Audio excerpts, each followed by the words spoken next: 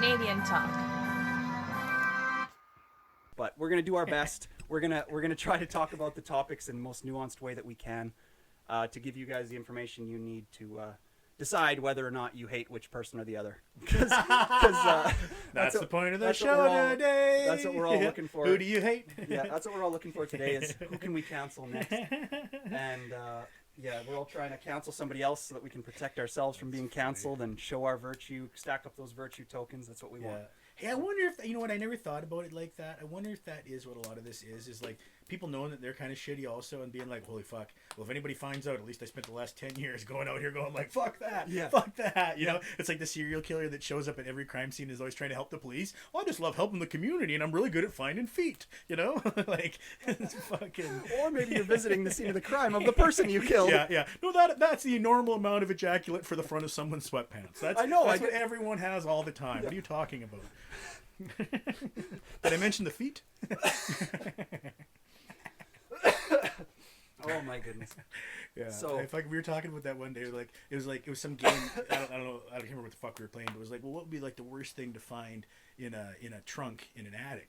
And I was like an odd number of feet, you know, like severed feet. Yeah, did somebody already have a peg leg, or is there like somebody out there with a missing one, or you just lose part of the set? You know? There's 3 feet up here. Why isn't there 2? So they took one person, both of their feet, and then they took 1 foot from another person. Yeah, exactly. Or they took 1 foot from 3 people. Who knows? But there shouldn't be 3 feet in this attic. Exactly.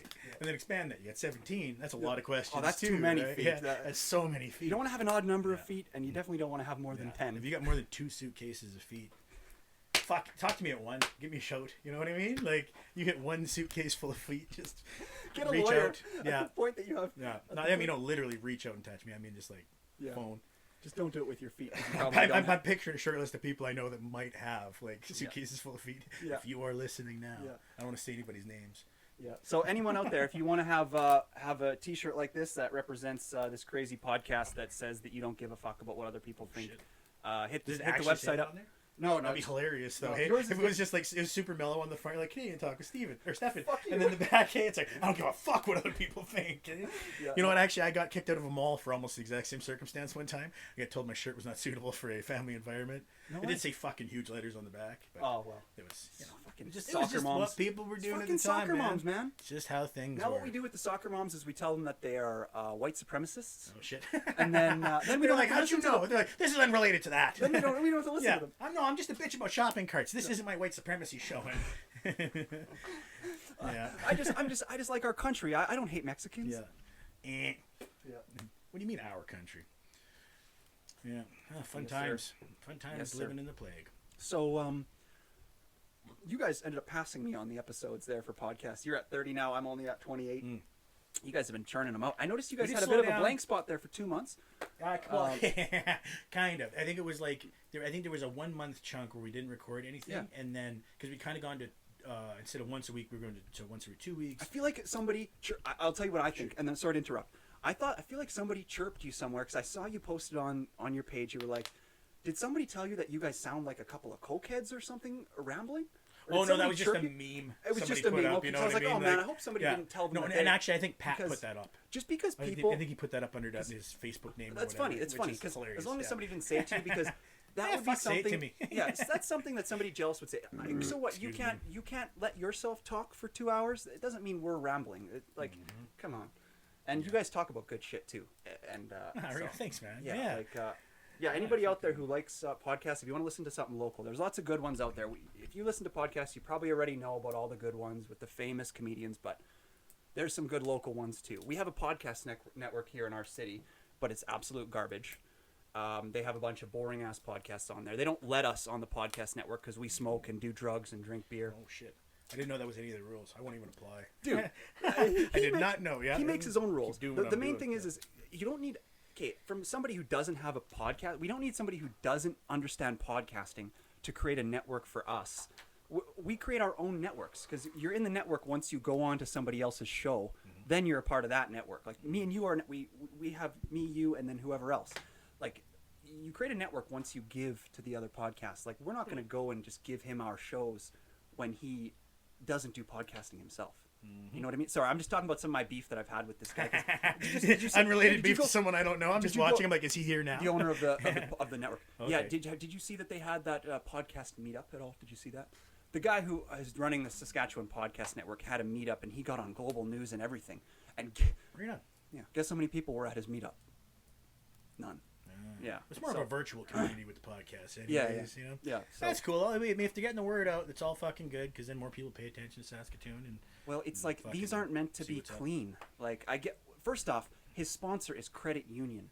Right on. Banks, well, yeah, right on because they have the money. Yeah, but banks should not be. Take any and all bank sponsorship. Yeah. We're at it. Fair enough. But banks shouldn't be sponsoring podcasts with the hope that hey, this is going to be censored. Because this is not censored, and it never will be censored. The good ones won't be censored.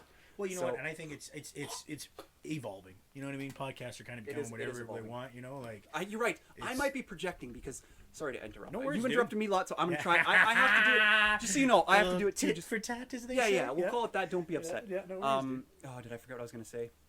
You get known by a bank. Yeah. Dang it! I went blank. Well, yeah, no, sorry, we were talking about podcasts and how it's ever evolving, and I think yes. Sorry, I'm projecting. Yeah, sorry, got it, guys. So I feel that I might be projecting a little bit because I want every podcast to be like Joe Rogan, where it's 3 hours of uncensored content, and you're watching it, and you're like, hey, I'm watching a real person right now, and if they fuck up with what they're about to say, I get to see it.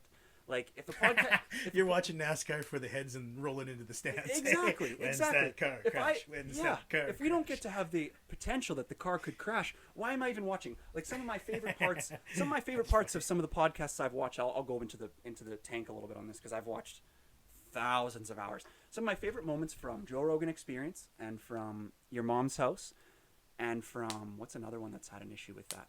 We'll just go with those two for now. Is in Joe Rogan's podcast episode like 400.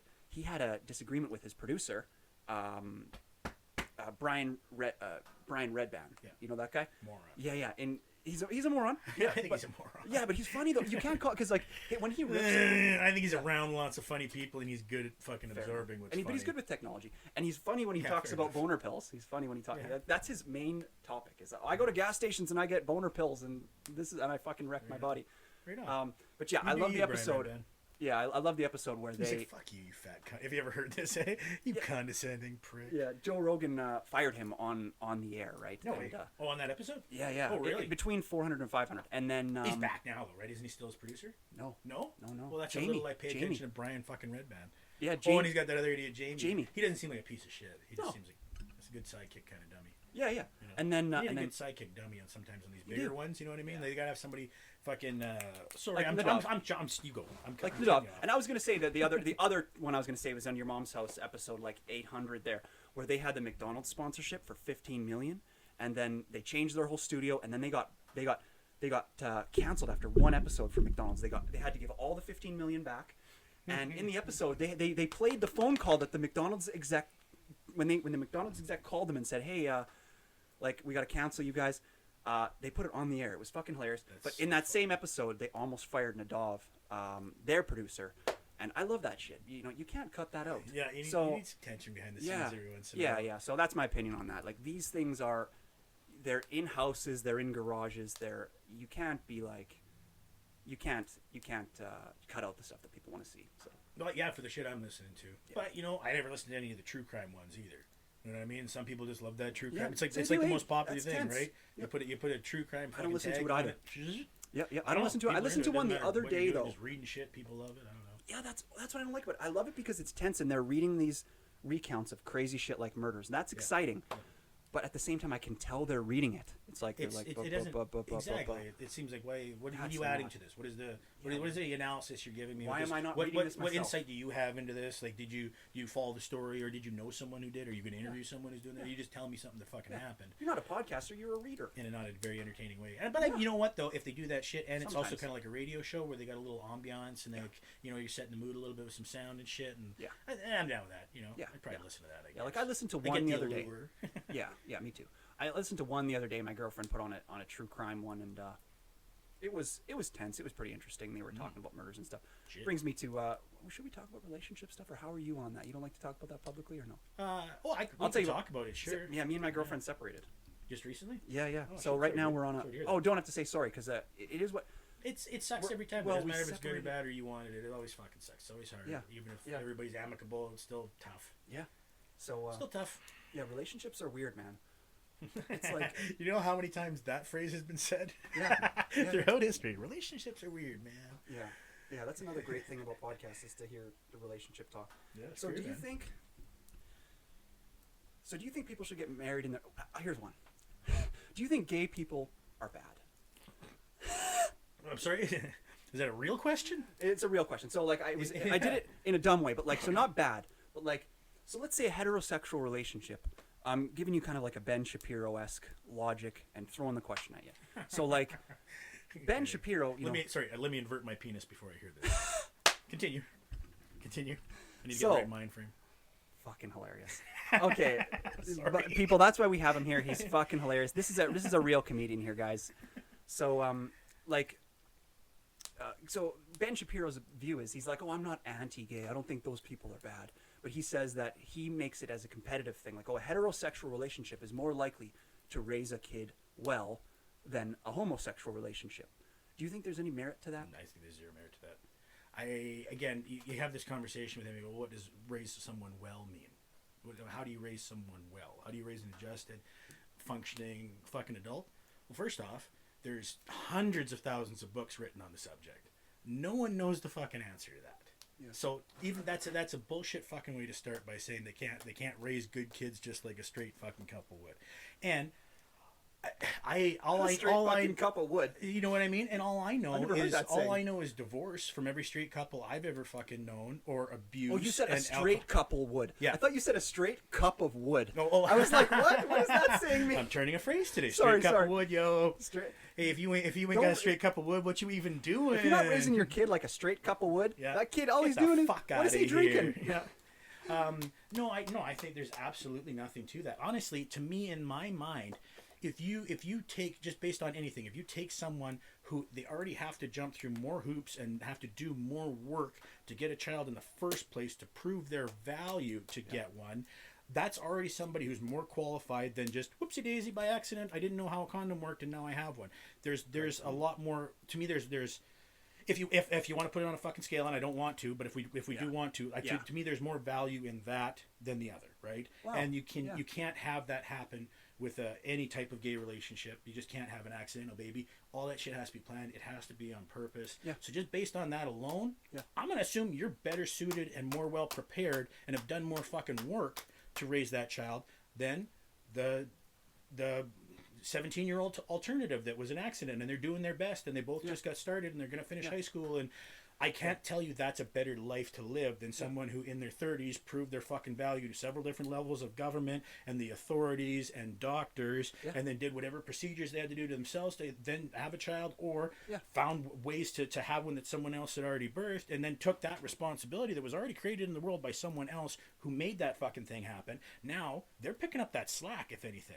So just based on the fucking mechanics of it, it's really hard for me to not say it's better to have a gay parent. You know what I mean? Because I'm going like, well, if you got there, you had to do some more work that my parents never did. They never had to prove their value to anybody. And they just did what they wanted to. Was there divorce in your family? Was there? Oh yeah, there was. for generations now. How old were you?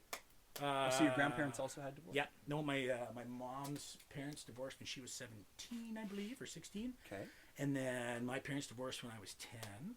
And then I just had a divorce when I was 36 or 37. So 3 generations, 37? eh? How old am I now? Well, 38? here, 30. So yeah, and then so there's that. So you've been through 3 generations of divorce. Then there's me, so I have gay parents. Have I told you that before? I know you've never mentioned it. Yeah. So I was raised by 2 women. Okay. And they went through those levels of government, just like you said. Man, your opinion on this could not be more nuanced and could not be more perfect. This is exactly why I appreciate. I felt like I was ranting like an asshole because I really have no inside perspective on any of this. Honestly, yeah, you have the opposite view of Ben Shapiro. Oh. So, thank and it's a fuck. I can let my penis back out now. I guess so. Can I let it back out? Jesus Christ. So, you know, nobody's ever said anything nicer to me in my entire life. Honestly, Really? Then the nuance thing plus that you sound nothing like Ben Shapiro. Those are Oh, that's I like that. Thank you very much. I appreciate that. I think that's why That's my intention. well, I think that's why I think that's the value of podcasts. I think that's why you're good for this. You are good for this medium, because look at that. You just riffed that, and that was perfect. You know. So and there's some people that you might go up to Jim Gaffigan, right? He's a polished comic, very famous. Hilarious. I don't know why I brought him up, but he lost this year in the Grammys for the best comedy album to Tiffany Haddish, as Ooh, well as fuck. the previous 4 years in a row. Do you know he's been the runner-up for 5 years in a row? Who's a bridesmaid, eh? Yeah. So my point is, you could talk. I mean, Jim Gaffigan is squeaky clean, so maybe he's not a good example. But you could interview any random comedian like this, and you might ask them that same question about marriage, and they might be like, "Oh, all of a sudden this guy's a bigot." You know, sure. you've got your opinions sorted out. You just showed it. That's what's so great about podcasts is I love seeing somebody's raw, what they're going to talk about right in the spot. Sure. You know, like that was great. So Well, I felt anyway, like a to loaded my question parents- when you asked me. I was like, "Did you really just fucking ask I me guess that?" I was like, technically- "Okay, dude, I didn't sound like you, but all right, let me have it." Yeah. Technically, it was loaded, right? Because of my Yeah. past. So Yeah, I'll just tell you a little bit. And About, see, and that's how bad I am at seeing traps. I'm like, this feels like a trap. Well, both feet in. Let's go. but you did good though, man. So yeah, look, like an upbringing like that can be different. Like I had a bit of a different upbringing, but you did too. Like, what's better? A more marriage that isn't great, heterosexual, and there's divorce, or my parents are still together. You know, 2 women. Yeah. So like, what is In how many years is that? You know. 38? Holy fuck! Again, I don't know if I can count on my fucking one hand and use up all my fingers. People I know have been together 38 fucking I know, years. right? That's And wild, they're the man. nicest ladies too. Like, Congratulations to them. Yeah, yeah. Well and done. so it's like if we're gonna get into the specifics of like what it's like being raised, I'd love to hear some of yours with divorce. But like, for me, it was great. Don't do it. It's great. It's great to have 2 women. It's great. not better. No, go Yeah. ahead. Sorry. It's great to have 2 women raise you. Like I had a great upbringing. They almost overcompensated because Sure. they were worried about certain things. My sister might not say the same thing.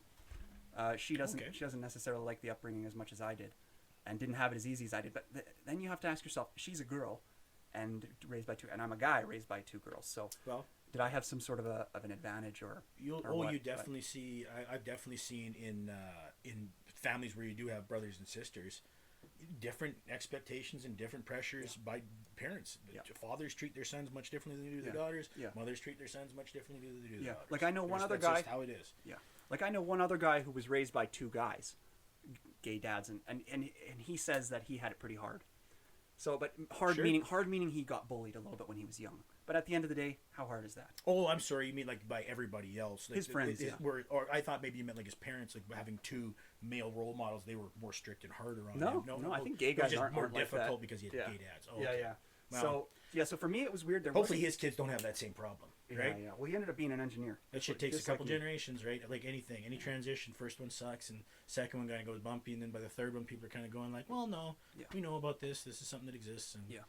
yeah. So Yeah, but for me, yeah. being raised by 2 women, there's a lot of critics out there. What would they say? They would say that if you're raised like that, oh, you're more likely to be gay, or you're more likely to be bullied, or you're. That's not the case. Neither Yeah, me or man. my sister are gay. And then Well, and pick the bully thing. Kids suck.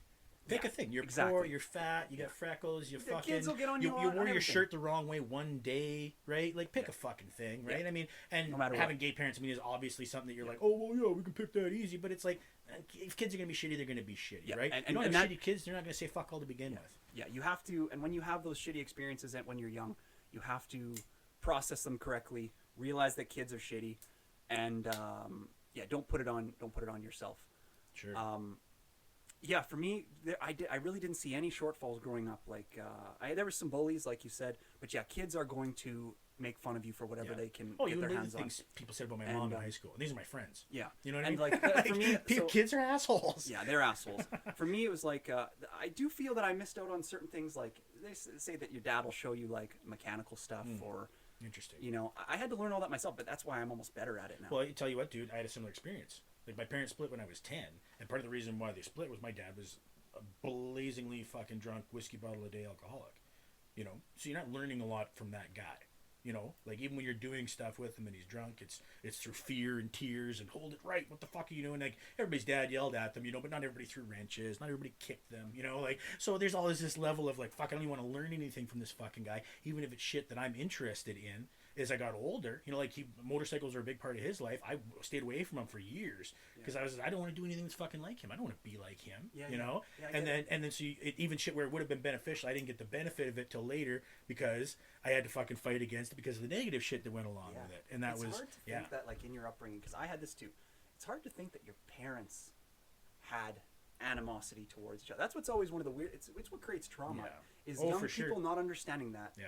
Well, and I remember that from a very young age, like well before the divorce. You're way too. Yeah, you're just too young to be like to have to realize that people around you are in a negative place. Yeah. Well, and you don't want to be in a negative place. You're just a kid. You're like, hey, what am I going to do today? You feel no level of comfort. Yeah. Exactly. There's no security. Comfort. There's no stability. There's no security. Yeah. You know. So then how? And for us, we moved lots too. So I mean, you don't feel like you really have a home. Like, how comfortable do you get in this place? Because you might move again in a small town, right? 8 months. Yeah. Yeah. Oh, in a small town, and I was just actually telling the girlfriend the other day. I was like, that small town I lived in. I bet you between grade 12 and kindergarten, we lived in at least 6 or 7 different houses. And 3 of those were demolished after we moved out of them because they were condemned. And they probably should have been when we moved into them. That's just how cheap they were and what no man could afford, you know? I remember you saying that on the last episode. Oh, did I mention that? That's episode 8. That's how we're being poor again. Yeah, I'm like, that's one of my really good being poor stories, by the way. Yeah. No, that's like 30 weeks ago. No, it's kind of fucked. Anyways. I've been skipping some episodes too. Yeah, you guys pulled ahead of me. I've been... Well, you know what? I'll tell you what, because what's been going on with me is I've been skipping a few episodes here and there, but because I've had lots of crazy shit going on. Like, you know, I built this studio, right? Okay. And I've been having problems with inspectors all over the place. Really? So it's like, that's not why I'm not a right-wing person, but man, have I been having problems with government. Well, small government, yeah, man, when it's in your shit all the time and the red tape and the bureaucracy, who can argue for that? I know. Who's like, we need more inspectors out there checking on me fucking doing whatever I'm doing in my garage. They don't know what the fuck they're talking about. I shouldn't say that if they ever watch this. Then they're gonna fuck with me more. Oh God, I hope there's some inspector just having to sit through all this. Just like, we're gonna get him yet, but fuck, I gotta. We'll get him an hour and 30 minutes in. Hour and 30 minutes in, we'll get him. But yeah, no, I've been having trouble with inspections. Because I built 2 garages, they've been annoying me on that, and just doing inspections and stupid rules that I won't get into the specifics on because it doesn't even matter. They're just stupid. Like, okay, I'll tell one specific. So, like, so this is an example. There's many others, like, them not knowing, because, like, 2. So, one would be the anchors that I used for the base of this garage, right? They're like, oh, you know, you need 12.7 millimeter anchors at 2 meters. 2 meters is 7 feet. 12.7 millimeter anchor is a half inch thick, right? And it's got to be 4 inches or whatever to get into your concrete, or what. The length isn't super important. The thickness is important. That's what I've always said. So, continue. So what I did was, I went to the fastener store and I got some concrete anchor bolts that are the proper length, and I didn't get half inch. I got 3/8 inch, so it's 1/8 of an inch too small. But rather than putting them at 7 feet gap, I put them every fucking stud, so they're at like a 1 foot gap. Okay. But the fasteners are only a tiny bit too thin, but they're solid. They're at every stud, so the spacing, and they're still causing issues about it. Like, they can't fucking handle it on their end, and because that's what I mean. They're fit within the code, and you're like, yeah, but it is within the code. Doesn't it function better? They don't know the code. That's the problem. The inspectors aren't properly lack of trained. Code knowledge. Yeah. So that's one with the anchors. The other one is with a bathroom. So, or not a bathroom. Well, bathroom, but shitter issues. So one of them was a sink. No. So I put in a sink in my basement at one of my properties. And, I don't even want to get into it. So I put in the sink, and it's been functioning for years. Just fine. Putting in a sink is easy, man. So, but I was like, okay, I want to get this permitted. And so I brought in an inspector, or a plumber. I was like, hey, because he doesn't have to do anything. It's built already. But he has to do an air test, it's called. Hey, man, can you bring this in? Oh, to sign up for the permit, you need to fill out the permit, and I guess you need to have a professional plumbing company on it, even if you're just literally putting in a sink. So I had to hire a guy. He comes in, and it turns out that my downstairs bathroom had only had a rough-in inspection and not a full inspection, and that means that they had to re-inspect that. And then the plumber was like, "Oh, he found a few issues in this secondary bathroom," and because there was because there was those. I can see your anxiety because level just rising. Because I'm trying to think of what to say. Because there was those issues in the other bathroom, I just wanted to have them inspect the fucking sink. Yeah. Because there was other issues, they couldn't inspect the sink until we dealt with the other issues. But I didn't want to be doing all this stuff with this other bathroom that had a couple of problems. Yeah. I just wanted to get the sink in. Nobody makes this rule. But they come to me and they say, oh yeah, this is just an efficiency thing, but they try to pretend it's a rule. But they can, because they're the government and nobody is above them. They come to the house and they say, oh, it's a rule. Like, if we inspect one thing, we have to inspect the whole house at once. No.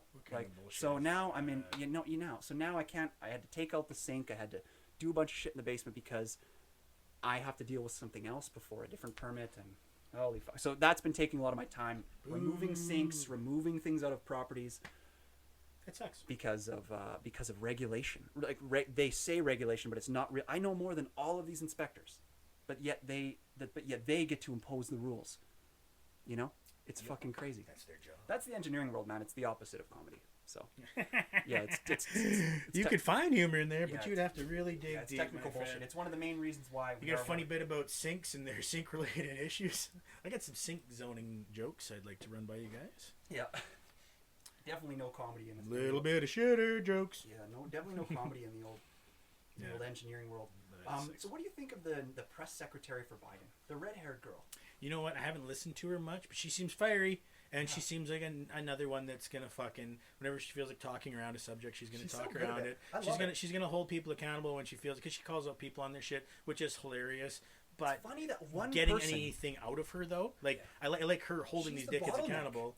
That's it. Well, that's before fucking Trump. I feel like people didn't realize how important like the press secretary was, or that spokesperson for the White House is. That's what everything runs through. Well, and it started with fucking. I mean, you got Spicer and Huckabee Sanders and all these other fucking people that are Kellyanne Conway that are just going to come out and lie. So then all of a sudden, are those past press secretaries? Yeah, we're all under Trump. Do you remember the girls? Oh, under Trump. Yeah. What was the last one? The blonde girl there that was. Kayleigh McEnany. Kayleigh McEnany. Yeah, she was. Yeah, it comes on and says, "I'm never gonna lie to you guys," and it's like just next words out of your mouth are a fucking lie. Yeah. But that was already after several of these people where all of a sudden reporters are going like, wait a minute. We have to hold the spokesperson for the fucking president accountable, and we have to verify and fact check what they're fucking telling us now.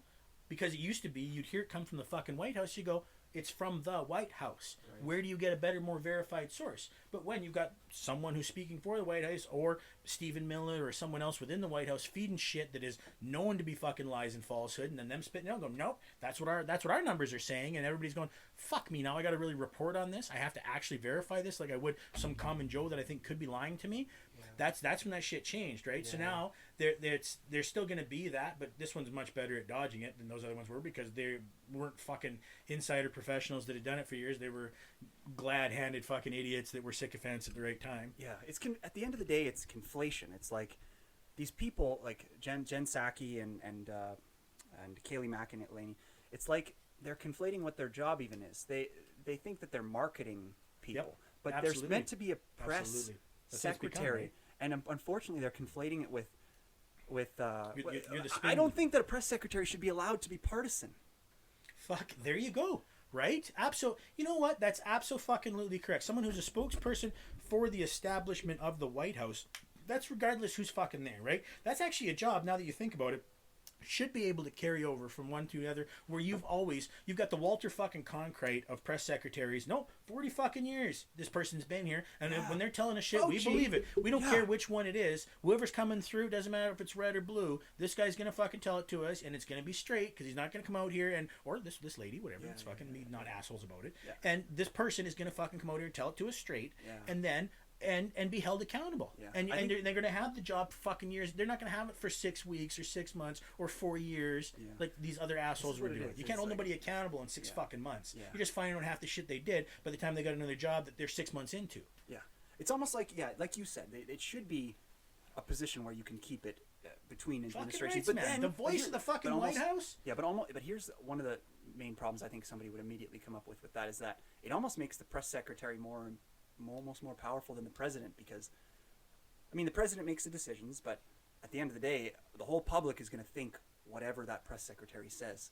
Yep. So it's like it's tough because you don't want to give the press secretary too much power. So Well, just But- give them the truth. Give them what you really want to do, Yeah, you right? should be. If That's when what they should be they're doing. verifying it, they're going Yeah. like, no, this seems straightforward. This Yeah. seems like actually the fucking numbers that we're getting out of the CDC. This seems like the next steps that we should logically take. You know, we start giving me some crazy shit. Look, I've been here 25 fucking years. I've seen a lot of assholes try to feed me some crazy shit. Yeah. Let's run this back, and you fucking verify it. We'll get some other people here on the other side. We'll get, because I've worked with these Republicans too. You Democrats trying to feed me bullshit. Let's get some of these guys in here in the mix, and we're gonna find out this fucking, you know, if that's what. But again, even how far I went with that is kind of stupid, because these people are not private fucking investigators. They are, again, a lot of times products of nepotism or bullshit that got into these fucking positions, and then we're treating them like, no, they'll get to the bottom of it. They'll find out the no.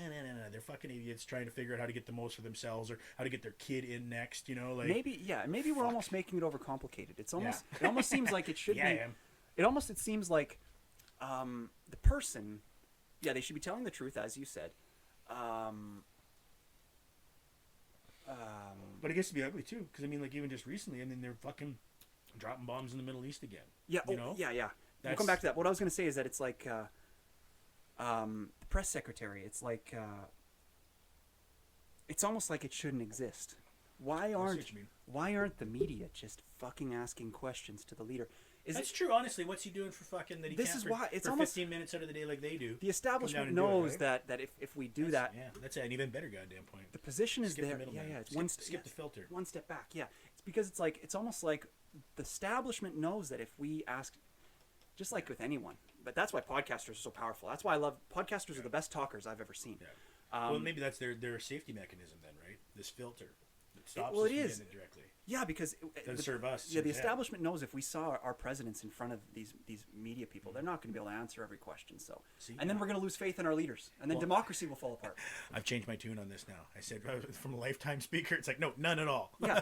I don't want somebody that I speak to for 50 years. I want to hear from the same asshole who's actually doing the fucking job right now. Yeah, because that's what I was thinking. And Is that's the longer you're there, potentially, the more likely that you might have partisan influence. And you get to when you do it that way too, like you're saying, you get to fucking keep an eye on this person. You know, instead of having somebody come out for 3 weeks and talk for them, and you're like, is this asshole ever going to talk again? You know, like when are we going to hear from him? You don't have that. Hearing from Biden. Yeah. That's what I'm saying. He's been pretty goddamn quiet. And again, he's so fucking old. They could be fucking Weekend at Bernie's his fucking ass right now around everywhere. You know, like so ultimately, the argument that we're making is Kamala Harris. All hail Kamala. Yeah. No, that's the wrong way to do that. Never mind. That was a wooden cup. That was a wooden cup. I was trying to symbolize the wooden cup that we talked about earlier. You to raise your kids with a wooden cup. Yep. With the wood in the cup. Yeah, or whatever wood in the that's cup. saying. I I don't know forget what what your saying was. I turn a phrase once and then I can't ever keep it. My problem with I had a keeping joke and I lost problem with it. keeping wood. Yeah. Yep. Holy shit, man! We did another 45 minutes already. So I wanted to do another word association with you. I forgot to do it last episode. You know what? That was fun the first time. Yeah. I enjoyed that. Made me very uncomfortable. Yep. Self-conscious. So, before we do that, I was going to bring this one up because have you heard about the mass shooting in Colorado? Yeah, I don't like to talk about mass shootings on a comedy podcast, but it was very interesting that with the way the news places covered it, is they thought it was a white guy until all of a sudden they realized it wasn't. Do you hear about that? No, I didn't hear about their ethnicity. Yeah, because the shooter kind of looks like a white guy. Oh, sure. And then CNN. I mean, if you're throwing darts in the dark, right? That's what they thought. Did we hear too. mass shooter? I mean, you're gonna put your money on something. White guy. Most serial killers, yeah. The CNN, all the major places were like, "Oh, it's a white guy," and then they found out it was a Middle Eastern guy. But yeah, and they also were saying the same problems. You know what I mean? Though? They're like, talking. They're also shit. theorizing about what his motive was on the shooting. Yeah. And you know what though? Like that's the problem. Is like they Grocery start talking motive shit too much. You know, for all of this, right? It's like, what's his motive? Was it a hate crime when he shot those 9 Asian women, or however many it was, or was it just he's an incel, or what is it? Okay, cool. Yeah. You can have all of those issues and those problems in your society. You shouldn't have weapons of fucking mass mutilation and destruction readily available for people who are trying to figure that shit out. Machine guns. It doesn't matter what their fucking motivation is. Like, it's like, well, how do we fix that? How do we fix this? Cool, you got to fix all that. You got to stop taking these this way for them to enact their fantasies in the real world. You got to take it out of their hands. You can't do that anymore. You know what the solution is? I think what are they called?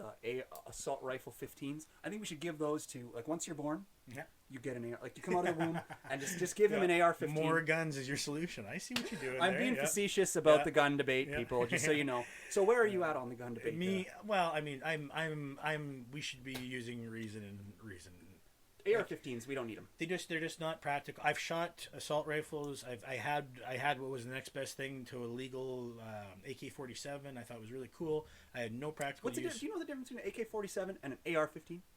Well, manufacturing, caliber. They're both fully automatic, or can be fully automatic. So what's the 47 what does the 15 mean? That's usually, okay, I think the 47, I believe, was the year that one was made. And then the 15, I think, that's the version of it. So this is the 15th version of this assault rifle. Like so the AR-15 was made in 1915? No, not the AR-15. Oh, the AK-47 was made in 1947. I believe that's when the first one was made. Yeah. Cool. And then from there it was improved upon that, but I think they kind of just made them the same. See this I for much of my life have enjoyed guns. I've had assault rifles and shit like that. But again, when I stopped eating meat, that was also part-time reevaluating shit. That I'm like, well, do I really need a human being killer?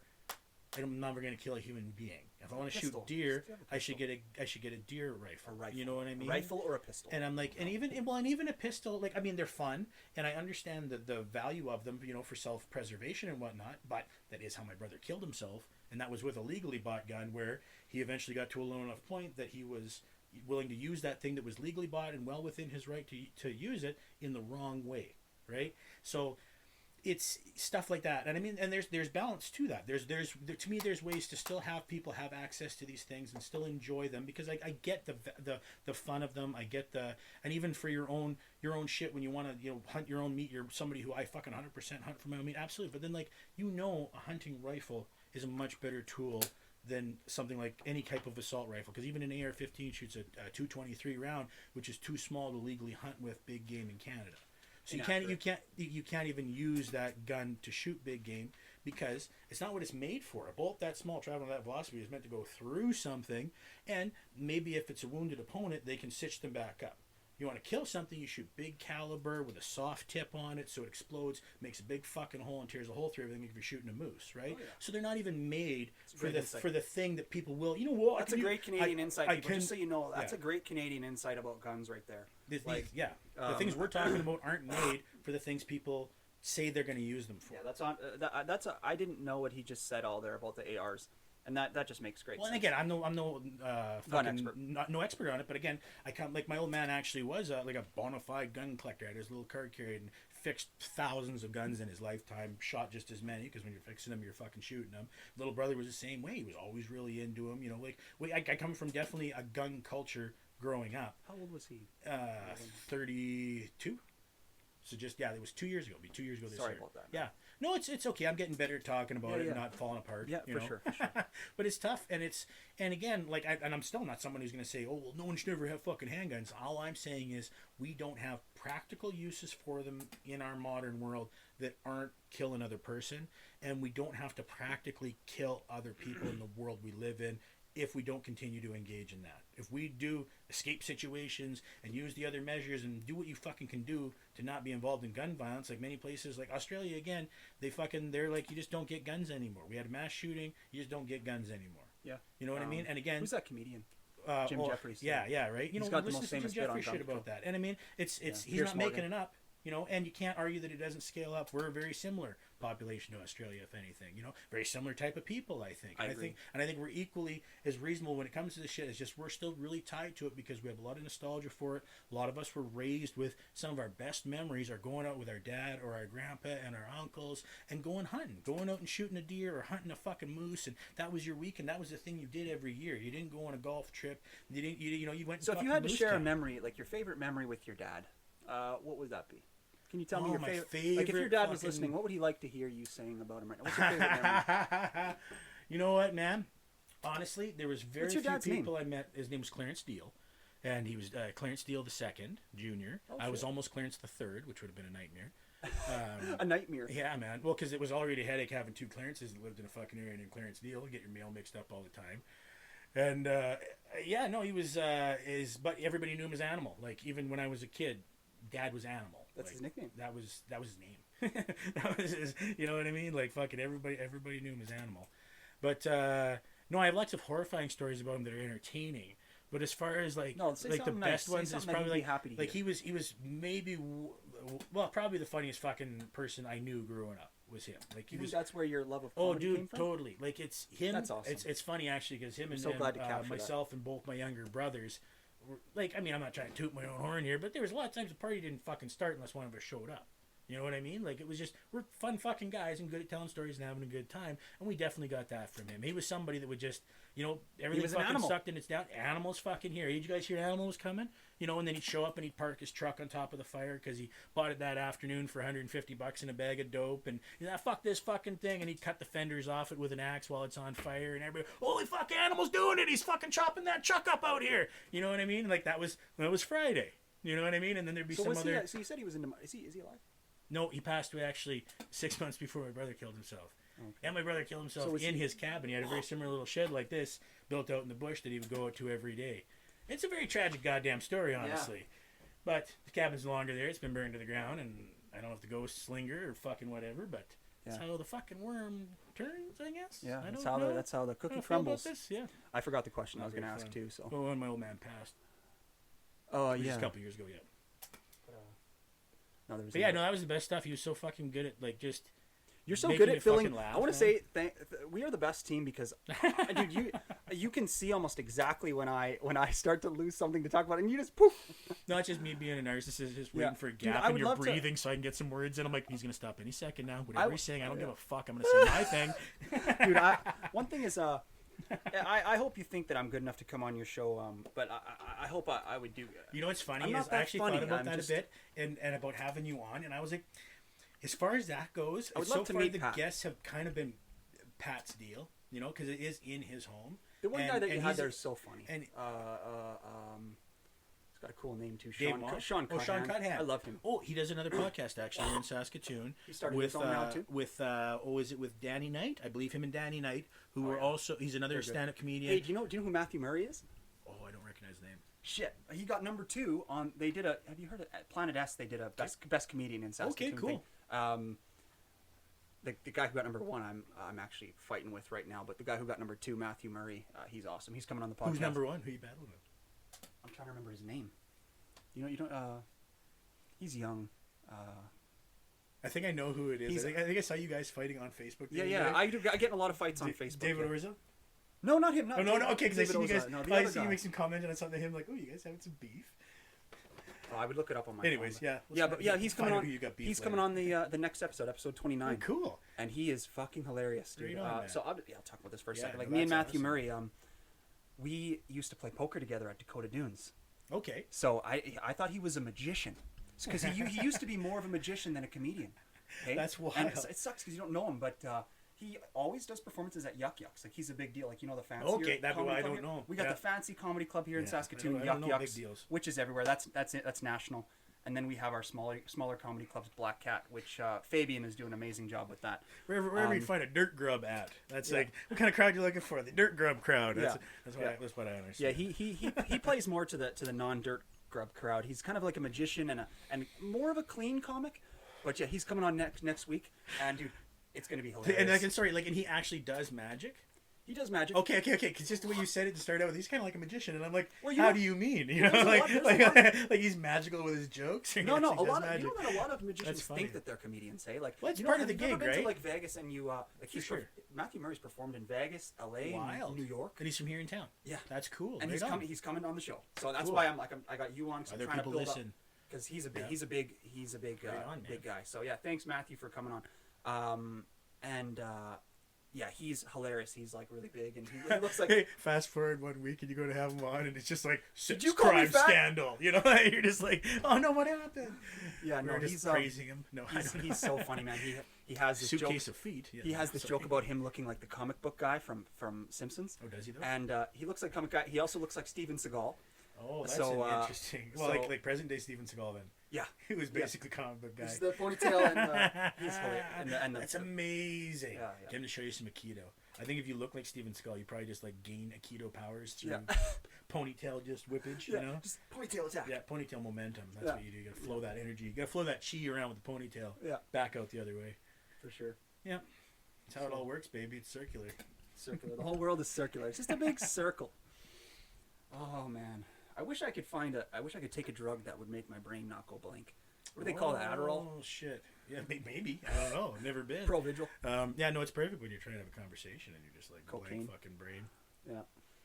Have you seen what kind of entertainment you've been watching lately? What's your streaming service? Oh shit. Like actually, Netflix, or do you like Amazon Prime? Lately, I do have Amazon Prime. Well, I Golden Girls. I'll watch Golden Girls all Oh, you like goddamn classics? day. Oh fuck. I love the Golden Girls. I'm a legitimate fan.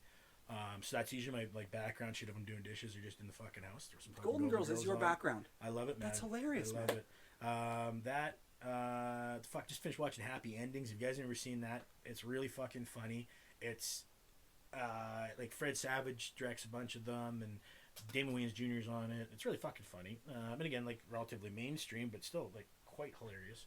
You know what I like to watch is I like to watch Superstore. Sorry, that's the thing I've been watching a fuck pile of lately. Is that Superstore show? Superstore. Oh, Superstore. Yeah, that's great. It's weird, man. It feels Who's your like favorite character? It feels like it's Canadian almost. It does, and like, it's not Canadian. I thought it was Canadian. Well, I mean, with Mark McKinney being in it, it's like it's northern. It's basically Canadian. Sure. It's Northern American. Yeah, I got you. That's yeah. Because where do they shoot it? North Dakota or Washington or something? It's I'm not sure where they shoot it, but I think it's set. It feels very Canadian. Fuck, I can't and the main speak character, the main character, he's I don't know if he's Canadian, but he looks Canadian. like the manager, the tall guy. Not the manager. He's funny. Because Mark McKinney, that's from Kids in the Hall. If anybody's not aware. That's him. Yeah. Oh yeah. Okay. If anybody's not the aware, main character, like the that's Mark handsome McKinney guy. from Kids Who's in the Hall. handsome young guy? I don't know his real name. Oh, yeah. Josh maybe. Jonah. He looks Canadian. Yeah. He does look very fucking Canadian, right? Like he's like kind of a pretty boy, but he could still like lumberjack or get in a scrap. Yeah. You know? Yeah. I think that's kind of a Canadian look, like your Ryan Reynolds is, and your fucking what's that one? Ryan Gosling. I think he's Canadian too, Canadian. isn't he? And those guys all seem like like they're fucking really pretty boys. They could still fucking throw some dukes, you know? Yeah. What I mean? Ryan Reynolds. I think that's our look for gentlemen. Yeah, you know what I mean? for sure. If it's a good look, that's we got lots of other looks too that are not flattering. Yeah. I may be wearing one today.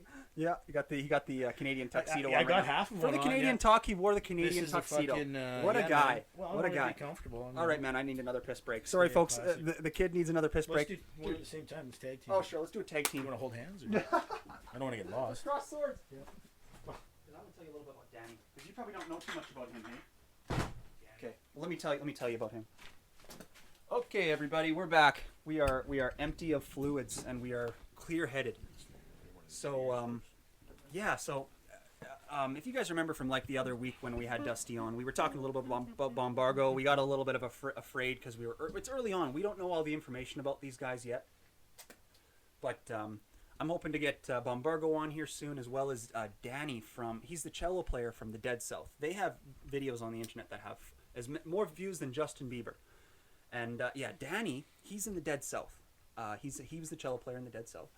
And dude, he got canceled. So you want to talk about? So we're dealing with Bombargo right now. They got canceled for this photo shoot that they're getting canceled for this photo shoot that they had. Well, I mean, let me just go for a second. You're not necessarily done yet, though, right? No, not yet. You know what I mean? I haven't heard any. Well, dude, I haven't heard any let me records just say this. Based on delayed or anything like that. Yeah, based on they lost a lot of stuff, and they're not allowed to be played on the radio and stuff. Oh, okay. But based on their response, hey, go to our website. It seems like they think they're fine, you know. Oh, okay. Because they are still promoting their shit and everything. Sure. But so I'm hoping to have them on to talk about it. And then there's Danny, the cello player from Dead South. He was canceled, and I've got him coming on to talk about it. This was about a year or two ago, and I'll tell you what happened. But I'm going to have him on to tell his side of the story. But it's been spun into this story. So he banned people. Girls like them, right? Usually, like they get a lot of girls. That's the way It's it not is. been my experience, but I understand. Yeah, Okay, well continue. they. I've heard the myth. If yeah. you get 500, No, I'm if you kidding. get 500 million I'm views, their one song, man, it's got 500 million views. No, for on sure, YouTube. man. Yeah, no, they're a big Just fucking from that deal. song They're a big alone, fucking deal. YouTube, they do a bunch of things. YouTube does a bunch of things to figure out how much to pay you, like based on, but raw, like depending, not even regardless of the duration of listen. YouTube gives you $10,000 for every million views, even if the person only listens for 1 second. Gotcha. So we can safely assume that their one music video with 500 million views, they've made 5 million from that one music video. Well, that's interesting So- too, because like we were talking last time, I was like, they're a band that you want to click on. You know, when you see their look, you're like, they what got a is good this? shtick. You know what I mean? Like, what is this? You know, it's interesting. And, Yeah. and So even what if you're not happened to into it, Danny then was at least you're on they there. kicked That's him. interesting. I didn't know. So nobody has been kicked out of Bombargo yet, but Danny got kicked out of the Dead South. Okay. And and what happened with him was he had sex with a girl. You can call it a groupie. It wasn't his girlfriend or whatever. Mhm. And they had sex the night. They slept in the same bed. And then the next morning, I guess Danny was jerking off, and he jerked off. Raw, right? Yeah, and who knows what the story is, whether she was awake or what. But apparently, he blew his load onto her. Okay. And he got canceled for that. Interesting. So, and the tough part is for me is because it's like, I get it that she didn't give you consent to blow your load on her a second time, but like, at the end of the day, like, it's these cancellation situations are so tough because is it? Really? I don't know, man. I don't know if it's that gray area even with that though. I mean, if she was asleep and he's jerking off, she says that she was asleep, and then he says that other people say that she wasn't, and they had a night together, and that she just didn't like his way of doing sex. Yeah. So she then later that's enough then though. Honestly, you know what I mean? Like you man. See, then it gets to be like, well, we're gonna find nuance in this, but like, I don't like his way of doing sex. Could also be like, I didn't like the way he forced himself on me. You know what I mean? Like that's. I don't know, man. That to me, that sounds again. If it was above board and she was on board with, why is she talking about it now? Exactly. Well, that's right. If she was into it, why would she be talking about it now? Is it just to bring down this cello player from the dead south? Is that who the made reason? $5 million? Yeah, it's tough to draw the line between, as you said, it's tough to draw the line between. I didn't like the way he did sex, He forced himself on me in a sexually suggestive way versus he held me captive. It's hard to draw the line there, but that Those line... are both bad, though. Like, that's both terrible. Well, no, it is, yes. Yeah. But there's some girls who the act of sex is like, you have to convince them. In a way, it's like, hey, let's do it, and they're like, oh, I don't know. And then you start kissing them, and they're like, oh yeah. So it's a gray area, isn't it? A tough. What we're talking about, folks, is a tough. The reason we're here right now talking about this is because it is a tough gray area. He's very tentative. I don't know. Well, see, I don't feel like it's a gray area so much for me, but I can definitely, like draw from life experience, be like, no, yeah, I can fucking definitely see times where it's like, well, fuck, that was questionable. Okay. That was that wasn't the most gentlemanly thing to do, For sure, and that's true regardless. It's not gentlemanly to ever have sex with a girl who's a groupie.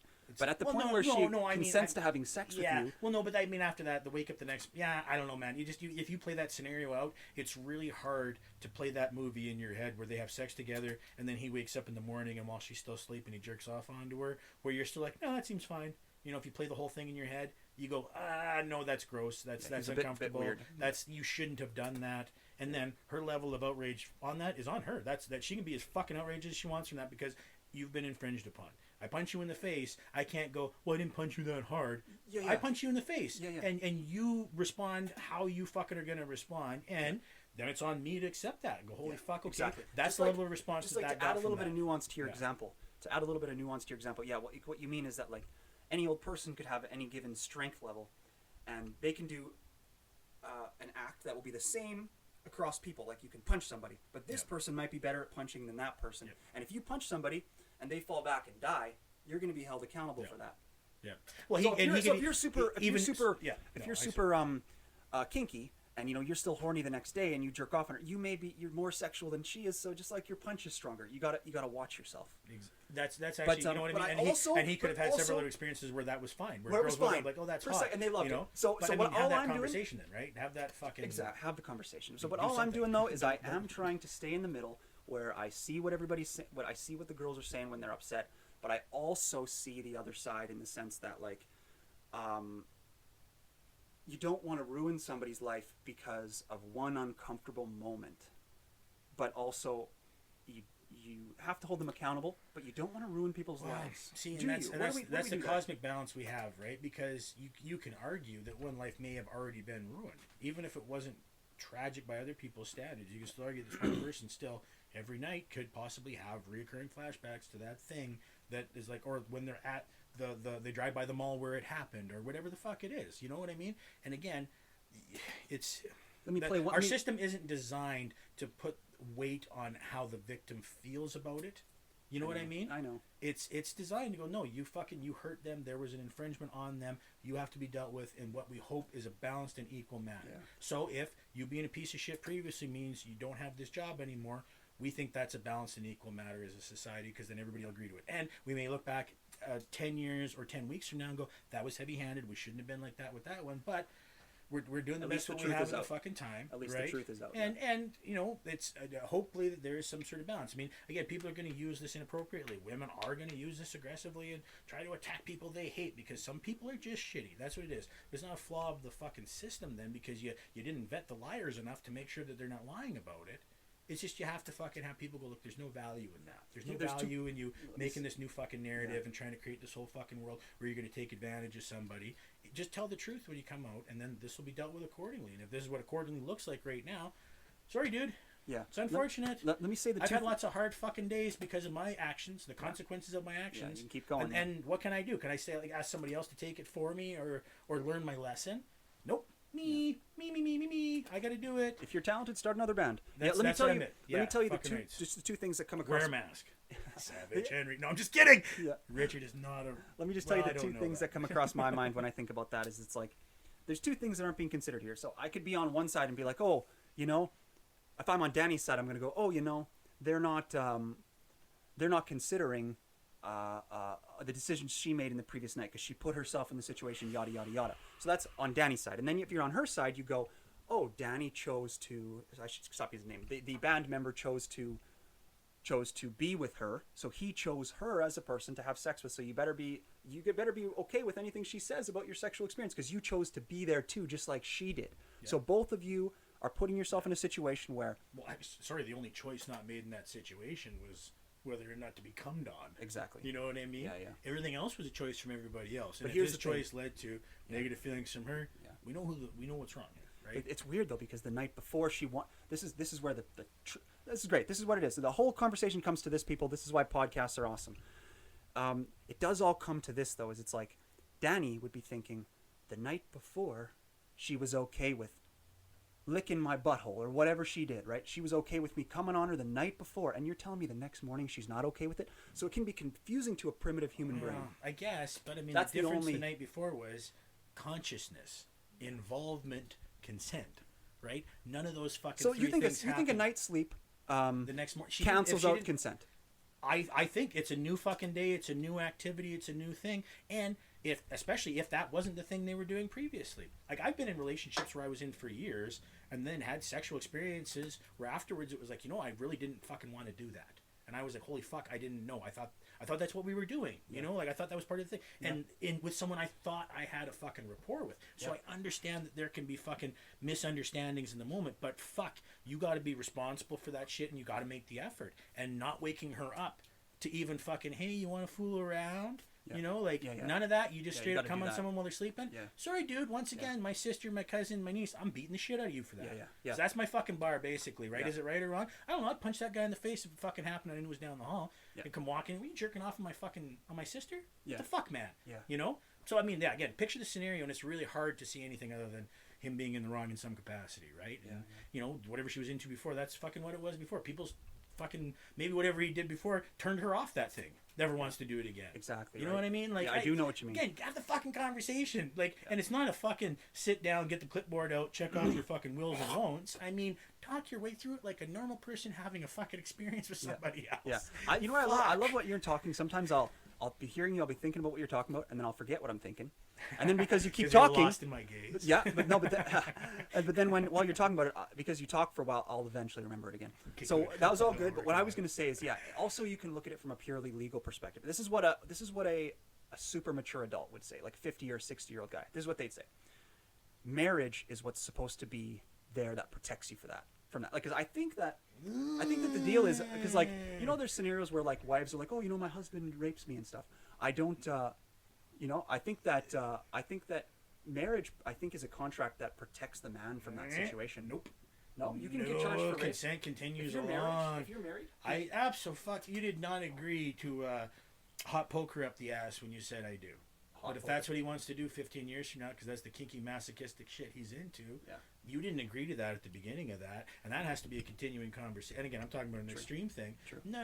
I don't, and I don't think anybody in the world, honestly, legally speaking, because I know people have argued it before. People we wouldn't Donald be friends Trump with. tried to argue that you can't rape your wife back in the fucking 80s Fair because enough. he did rape his wife. There back you in go. The 80s. Boom. So it's all coming together. But yeah, fair enough.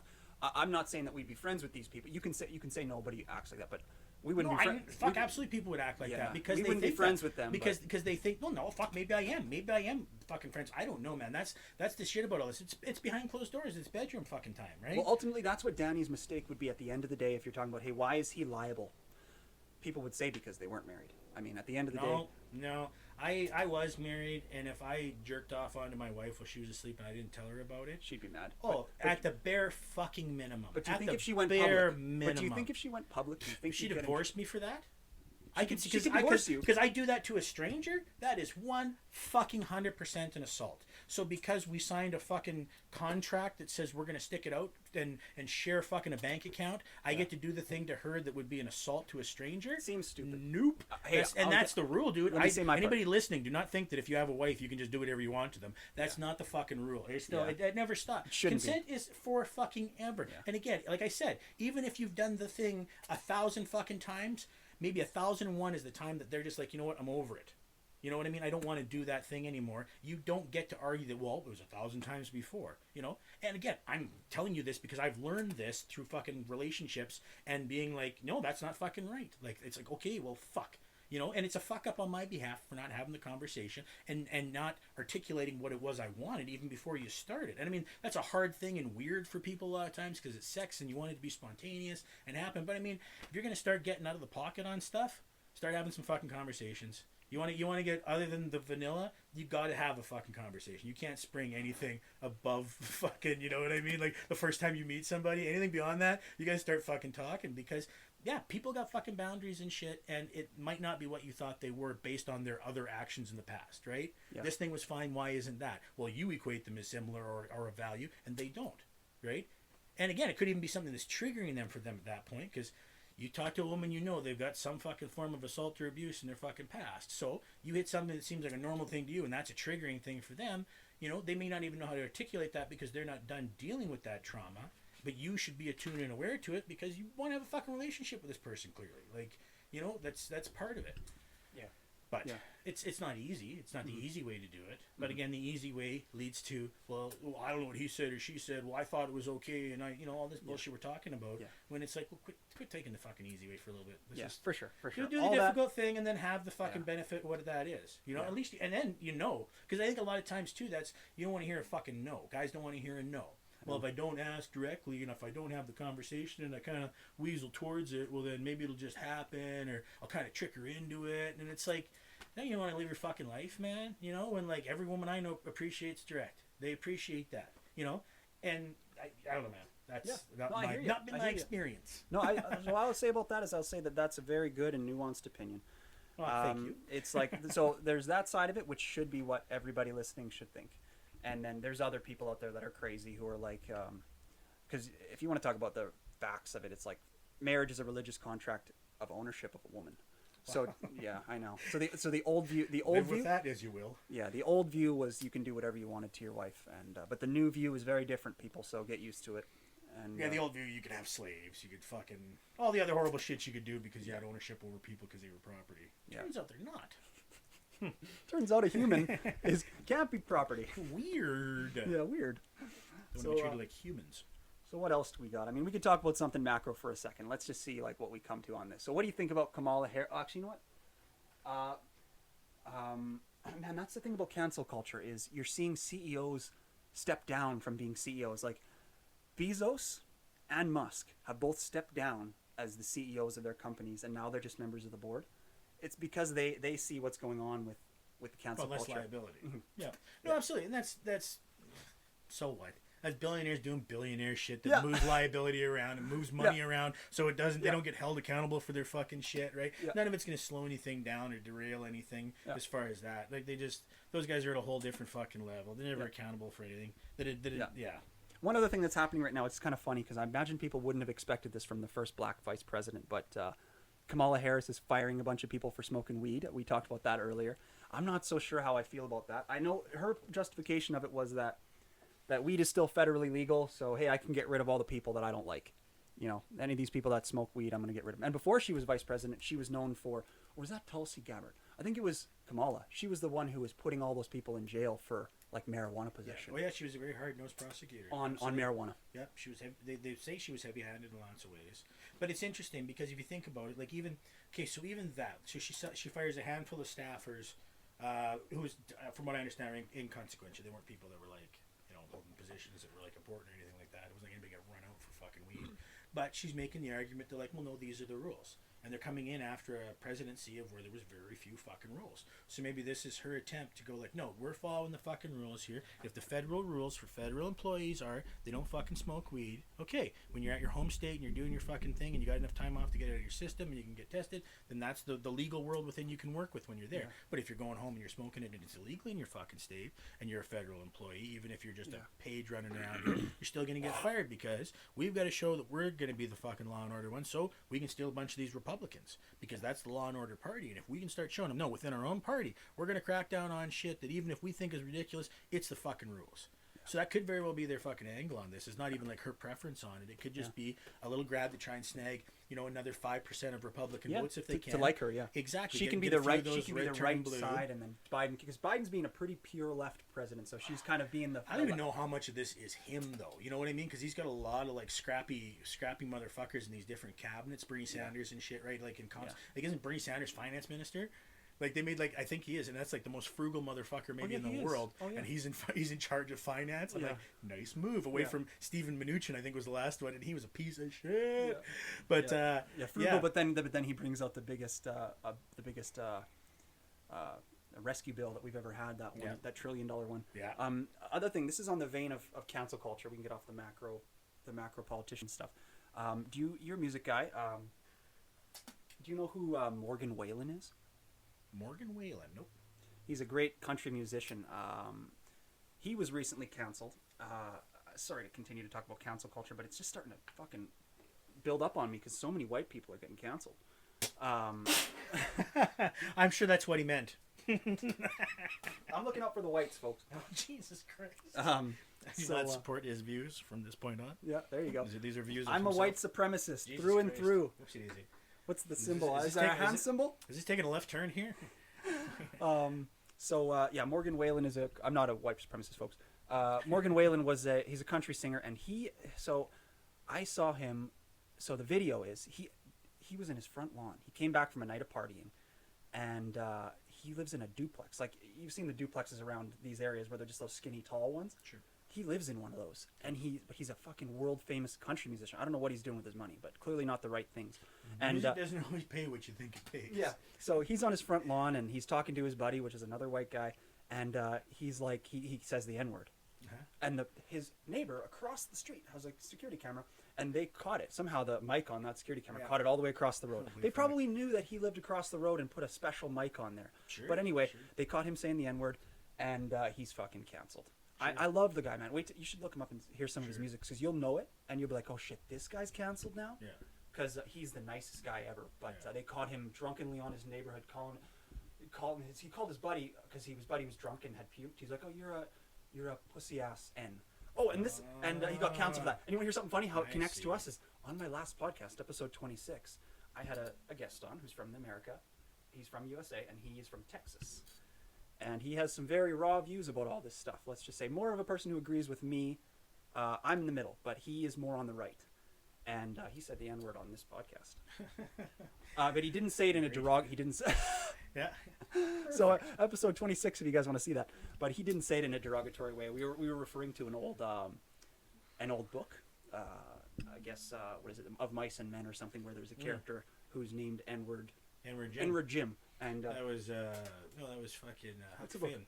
Yeah. And so that's what happened. And anyway, the N-word is something that'll definitely get you canceled. Do you think it's weird that because Joe Rogan has that one special where he talks about the 3 magic words: fuck, N-word, and cunt or whatever. Sure. And I just think that. Do you think it's unfair that they meaning like African Americans, like, is it okay that they can say we can't use a word? I know we used it derogatorily at a certain period, and they say, oh, it hurt us really bad. By the way, I'm not trying to be racist. I'm just trying to provide a perspective. It's one of those words where it's derogatory in itself. It's never had a positive connotation. Never. But the thing is, though, they call us words that they call us N-words. They call us like. I guess. So you know what I mean? But line? It doesn't hold the same value because obviously I don't feel like I am. You know what I mean? I've never felt small and insignificant and then had somebody call me a word and make me feel like that because I'm not that. But so then why can't they feel the same way? So you say you've never felt small and insignificant? Why can't by somebody call me the N-word? You know what I mean? Because I can understand why. Because as soon as it's never had a positive. It's not a word like anything else that's ever had a positive connotation in the fucking existence of it. It's only been for negative, and it's only been to make them lesser. That's the only reason it exists, is to make a group of people feel lesser.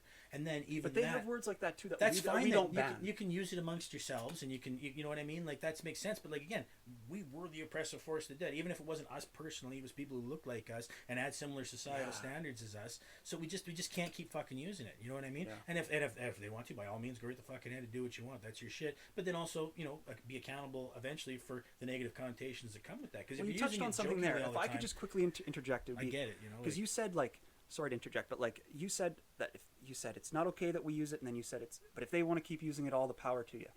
I agree with everything you're saying, but except for maybe that part. It's because it's like, if they don't want us to say it, maybe they shouldn't say it too. That's my only.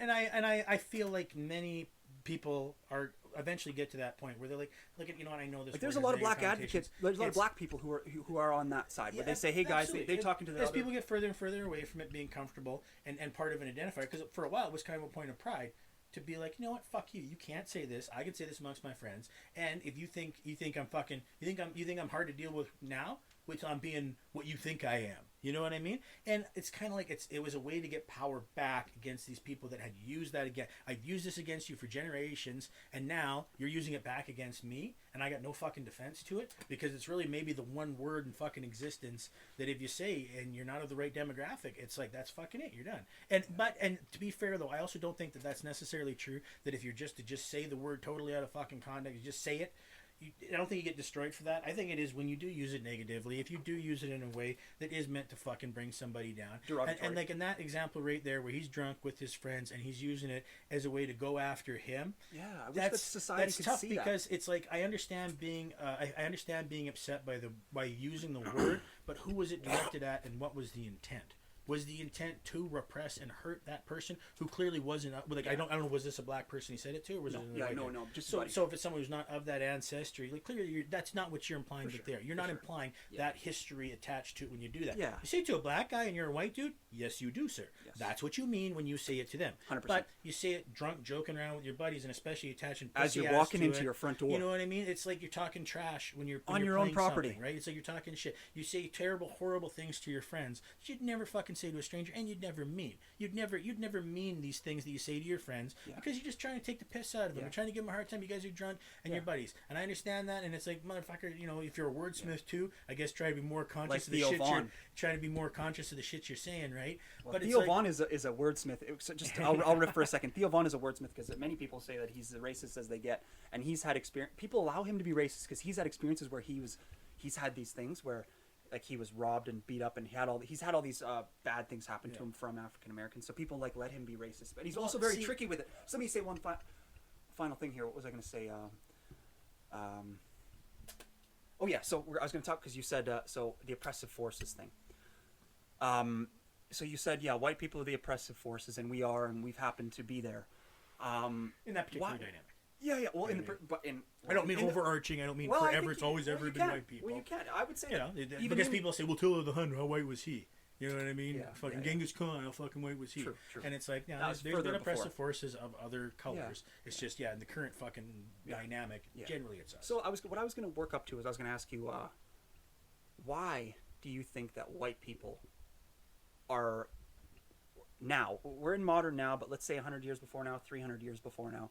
Why are white people the oppressive force? Why?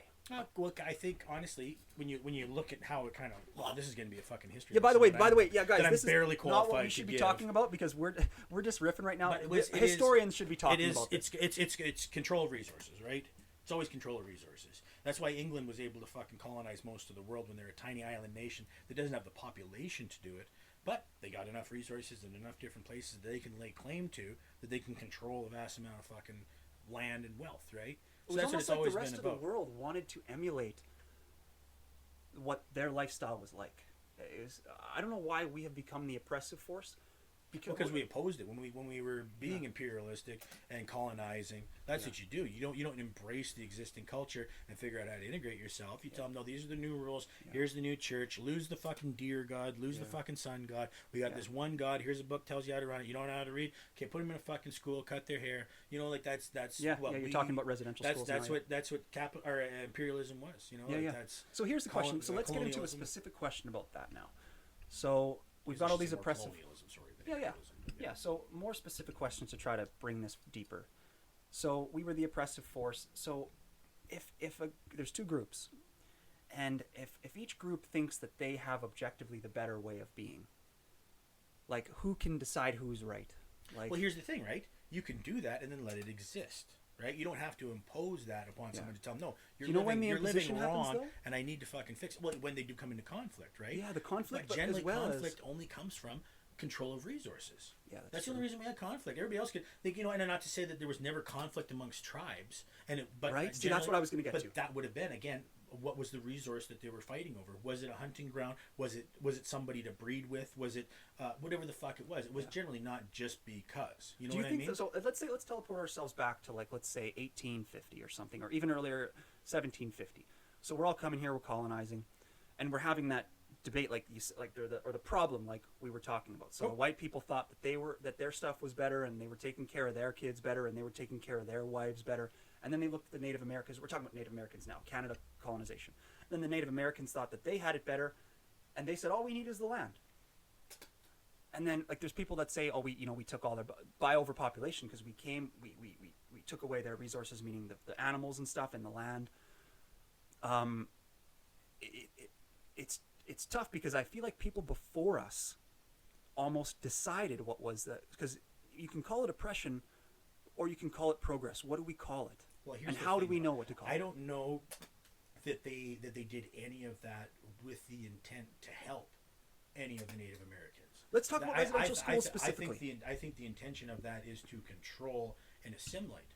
That doesn't help a people. That doesn't help a people when you erase their heritage and you force them to live without their parents and learn a language and a culture that isn't theirs. That doesn't help people. That was the goal, because they didn't want people still fucking roaming the plains and still living how they do. How do you tax that? How do you make them eventually become part of the system that you need more cogs in? Sure. This is a cog-based system, right? The machine Sure. can only get as big as many cogs as you have. Yeah. And having a whole group of people who are living within the population who aren't being part of that doesn't work. We still have reserves. Yeah. Yeah. All that is right. Let me just put another thing that'll hype you up here, and then you can go again. So there's reserves still exist now. So they're supposed to have everything they need on there. And back then even, so like, okay, you were talking about goals. You were talking about assimilation was the goal, control was the goal. So before control and assimilation were the goal, do you think that the colonialists did any type of checks first? Like, do you think they just came in and assumed they were better? Or do you think that they came in and thought they're living out in the forest? They're like, hey, we can build houses. Our houses are better than your teepees. No, that's all it is. It's more savages for them. This is people who had already been, because it wasn't their first time taking over a new land, right? You got guys that had already been to India. You guys have been to Africa. They've been to the South Pacific already. You know what I mean? Like they're taking shit over all over the place. They know how to do this. This isn't a new thing. And they have better weapons. And then but let's use one example. So let's use one example that might have been the thing that was like, that caused all the higher ups to be like, hey guys, we need to assimilate these people. And I want to see what your opinion is on this.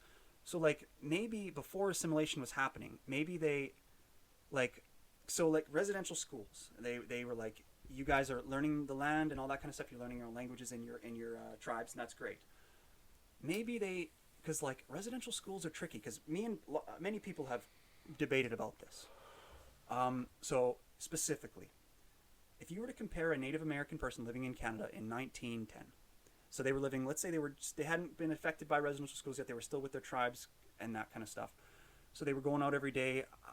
I wonder how much they would have been eating on that type of a style of food procurement. I wonder how well, without any real, this is just a white person bias here, folks. So but like, I just wonder what would have made the white people think that we need to assimilate them. I wonder. Lesser. But why would they have thought they were lesser? Why would they have thought they were savages? They don't have one God. They don't read. I think it was a religion. They don't write stuff down. They talk in grunts and groans. They don't wear fixed clothes like we do. What are they? Why are they wearing skins? And we're not. They don't have property in the same way we do. True. They don't have boundaries and borders in the same way we do. But then, which one is objectively better? So at some point, we have to decide which one is objectively better. Well, you find a balance within that, right? You find a balance within a way of sharing borders, but still having some semblance of organization, so you can still have infrastructure and still have places where people can thrive. And then this is what the modern if we're talking utopian fucking we vision, are. right? We are though. The end goal is always utopian. Yeah, right. So what? So then what a that. modern debate person would tell you is they would go, Now, like I had said before, reserves exist, our society exists. So shouldn't there, if their way was better, again, this is, I'm presenting a blunt opinion, but it's not my opinion, but it's just to spur debate. Many people would say that their reserves should look better than our cities now. And shouldn't they, if their methods were better, shouldn't they be happier on their reserves now? Because they've had 100... Well, they don't... Okay, so there's... Yeah, no, fair enough. You can argue that if somebody was just people say given a they're property to dilapidated. go and do what you want, right? Well, they're reserves. They're these big areas. We gave here's them the all thing. the nicest We land. spent Like if you've seen the south area where Dakota Dunes Casino is and stuff, it's like such nice. It's nice. But a lot of it isn't like nutrient rich and shit that you need, right? And even the stuff that's nutrient rich, a lot of times they'll dispute the farmable. Yeah, like because we kept all the farmable land because we farm, and then we were like, oh, let's try to give them the hunting land. But even like there's lots of places too where it's all swamp and muskeg, where the reservations are. Yeah, you know what I mean? Like, a lot of it isn't prime land. That's one of the misconceptions about it. A lot of them are very removed from the nearest center. Like, and I'm not talking 20 minutes. I'm talking an hour or better to some place where you've got a proper grocery store and a proper health center, maybe. Because even that's hard in rural Saskatchewan to find, but on a reservation it's even more difficult. They'll have a health center with maybe an LPN there. Yeah, for sure. So you're saying infrastructure is difficult. I think that's difficult. Plus, sorry, I'm just going to say they also spent more than 2 generations trying to wipe out any and all knowledge and reinforcing that if you practice these methods of living like you used to, we're going to punish you for it. We're not just going to take it away from you. We find you've been fucking learning about it, we're going to punish you for it. And again, if this is a place to help, you don't rape, you don't make people eat their own vomit, you don't make them fuck farm animals. That's not a healthy growing environment when you do those things to a people for 2 generations. It's really hard for them then to go back to living in the way they used to, because I don't even know how the fuck my great-grandparents lived necessarily, that I could go and live in their way in a way that worked, because again, we're 50 fucking years removed from that now. The world's different, right? Well, that's because it's like, well, colonialist progress. Sorry, colonialist progress kind of had a higher rate of change than. That's almost because we're talking about assimilation and why we chose one side versus the other, and it's like it's tough to not take the side of we don't have to though, and we didn't have to then because we weren't involved in the process, I found what I was right? going to say. If I was to take this stance, so you're saying language, because if we were to just say that our language is more descriptive or more workable, and if we were to say our infrastructure is, let's say, better. So those 2 reasons aren't enough for assimilation, right? Like that's what you essentially I feel. Well, yeah, no, like why can't it just? Because that's what people would think progress is. Why can't you put the 2 together? Well, why can't you do like we have done for most everybody else and made English our main language? We still have a secondary language of French that we understand and respect and put in all of our fucking labeling. You know what I mean? Like we can do that. We can choose to observe someone else's language and let it exist and let them speak it when they feel like speaking it, and then when we have to interact, either we have to find a middle ground language where we can do it, or we got to use an interpreter, I guess, if none of us have that. But that's such a rare occurrence even now with French. It's very rare that I run into someone who only fucking speaks French and lives in Canada, but there are some people who are much more fluent in it than they are English. But we do have a middle ground, which could have been found without destroying the French, like we tried to with the Indians. Mm-hmm. Like that's the big difference here. It's not Aboriginals. It was an active attempt to erase their fucking history, and we saw them as a threat because they were maybe they didn't. Again, so I'm going to talk from I didn't live in 1910, so I'm talking what I'm projecting as to what the folks back then would have thought, and they would have thought that these people won't follow rules. They won't, like you said, follow taxes and stuff like that. But we don't need them to follow taxes. We just simply need to make sure they don't come in and attack our cities. And maybe that was, I don't know if that was happening, but maybe it was, and maybe that's why they drew the line. So are we okay to be like, I don't think assimilation is good, but I do think progress is good. And which one is, because I like living in houses. And it's like, so that's what the people back then would have probably thought. They would have it would have been so simple. They would have been dumber than us. They would have been dumber than us. At the time, though, when you were living here, if you were living like them, you had to live in a fucking teepee or use wigwams, right? And then even the people that did settle here, still many of them lived in that same way until they could get the stone and the wood and the shit they needed to build more European-style buildings. Then somebody would say, why didn't they figure it out? Like somebody would say... Because they didn't need to, though. That wasn't their lifestyle. They didn't need to worry about boundaries. They didn't need to worry about treaties. They didn't need to worry about trade agreements because they didn't have that shit built into the way that they operated, right? But again, our colonial shit. Many comes in people and would says, say that's the problem with the way they operated. well, That's no, why they were but always again, fighting each other. Again, the only reason we found problems with this is because we're out there looking for more resources to take over. Then we find these people that live on this Support land our own where we families, want to take over more of their resources. Then, well, they're not going to fit into our program when we're here to get these resources sucked out of it. And then I want to stay here. They're not going to fit into the program for that. Well, make them fit. Trim the edges off. Cut their fucking hair. Lose their language. Break them down emotionally so they don't even know where the fuck they came from. Do all that stuff like we did in the Philippines, like we did in Africa. Just keep doing that same shit. That's what they've done, right? It's not new. It's almost formulaic. Why have white people been so successful at that? Because you figured it out early, and when you control the resources, right? When you create a banking system, because banking really was created in Europe with the fucking Templars. Right? Guns were such a big part. I think guns are such a big part of white supremacy. But then they say that the Asian people invented guns. Well, they invented the gunpowder and stuff, but I think the long rifle was invented by Europeans actually, which is kind of weird. That's kind of what did it for us. So, like, but I mean, again, you get better technology than the people you're trying to take over. You don't need the numbers, right? And if you'll do shitty shit like purposely fucking douse them with a bunch of a plague, chemicals, and shit that they can't get away with, your fucking blankets full of disease. That's and that's the shit they would have learned over and over doing this. If you get into an area and you can't break them physically or you can't get in and infiltrate them, we'll just get them sick with something that we're fucking fine with and wipe them out like that. Because that happened here by accident a few times and. And again, it's all about money. It's all about resources. It's all about control. It's all about security. It's all about security too. In some degree, but I mean, you don't feel more secure by crossing an ocean, going to a foreign land, and then figuring out how to suck the resources out of it to make yourself feel more secure in London, in Germany, in France. You don't feel more secure there by being in a different part of the world. They needed more space. It was clear that there was something. There's still the same amount of people, still the same amount of influence. They needed more control. They needed to have 10 people go to the New World and suck all the resources out. 10 won't be enough. Okay, how many do we got to send to get sucking these fucking resources out? And once again, can we bring slaves in? This is unregulated. This shit would be illegal in some parts of Europe already, and in other parts of the world where we can't have the slave trade. This is a new unregulated thing. We're over there. There's no fucking rules, and our European money's still feeding it. So let's get the slave trade going, and then pick a race. You want the Irish? You want the Chinese? You want African people? We'll fucking slave them all over here. We'll build this fucking thing on it. Kill whoever's here. Take it over. Keep sucking the resources. Keep sucking the resources. Make sure you got the fucking people on the Mayflower so you can get your shit established. Because we're gonna need a rubber tycoon. We're gonna need a gravel tycoon. We're gonna need an aluminum tycoon. Isn't it? Before we end on this topic, isn't it just so weird though? Everything you said was great. Sorry, folks. So this has been a talk about oppression. That's all. Welcome to my. That's all good. That's all good. That's all good shit. It's so weird. I just wonder how we did it and how we got to where we are and all that kind of stuff. It's so strange that white people ended up being what we are. But anyway, well, and it's like even white people. I mean, it's like a lighter shade of people for some reason. It doesn't seem to be because I mean, you get like white people. You start looking like Mediterranean people and Eastern European people. There's lots of influence that comes out of that's that unconscious bias thing. Have you heard that term, the unconscious bias? Yeah, many of them are not. It's white, this weird term. Air quotes this right weird now. term where everybody seems to think it's the unconscious bias. Everybody seems to think that, not everybody. Just this is the fallacy: is that everybody seems to think that white people are cleaner or better or something like that. I don't know if everybody thinks that. No, that's what the fallacy. Well, that's always the argument made, I guess, right? Everybody else is dirty, so we must be the clean ones then. I don't know, man. I know a lot of dirty white boys. Well, black people. That's what they think that there's the unconscious bias. That's what leads to the. They say that is the seed that leads to the systematic. That's what's always been. That's what's always been said.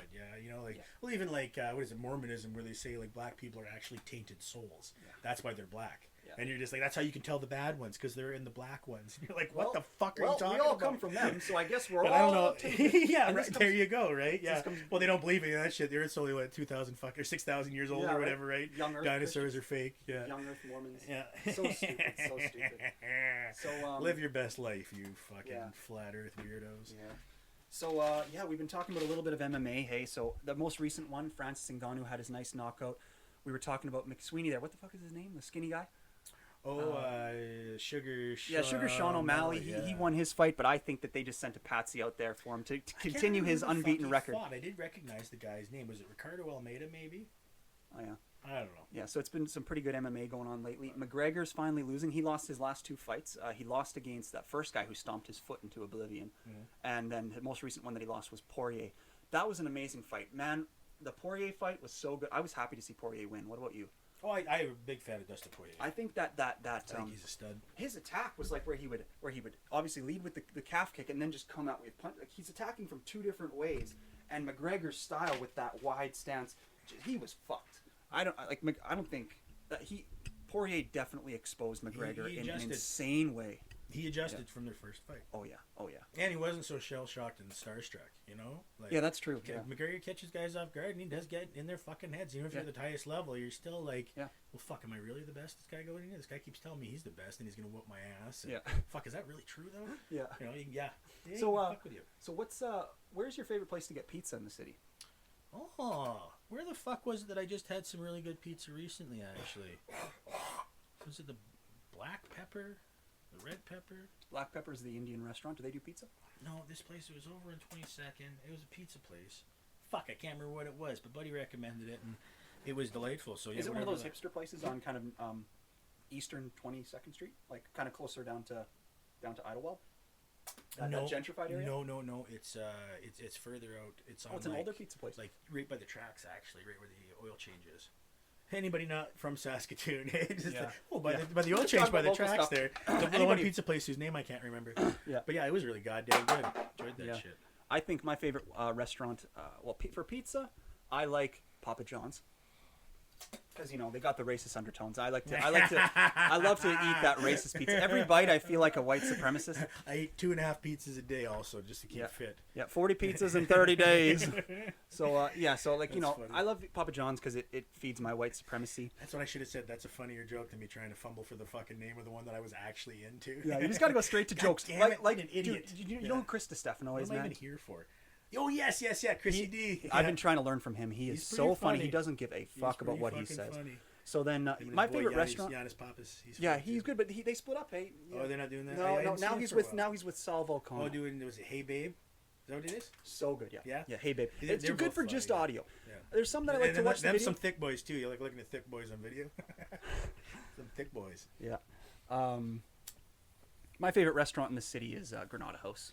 If Granada House, if you ever want a dirty podcast to sponsor, I'm a 20-year fan. I've been eating your lasagna for 20 years. So, yeah, I like Granada. Granada House is so good, man. What's your favorite? Actually, the old lady really enjoys Granada House as well. Everything is good there, and I love restaurants that have a specials board right when you walk in the front door. And it's like, hey guys, this is what you can get for $10 cheaper than usual. Nice. Because I like to go to a restaurant and get a good deal still. Yeah. What's your favorite restaurant? Do you have one? Honestly, if I'm gonna go out and fucking eat somewhere, it's probably Amigos. If I'm just like, I don't know how many times I've been like driving around for 20 minutes with people going like, where the fuck are we gonna go? Should we try there? What about What's here? good from What Amigos? About there? And all of a sudden it's just like, why don't we just fucking go to Amigos? Oh, everything, man. I've never had a bad meal from that fucking place. I don't know if I've ever had the pasta, but I've seen lots of people fucking eat it and really enjoy it. And they usually have a pasta special on. Everything there that's a fucking tortilla or a quesadilla or a fucking whatever, all fantastic.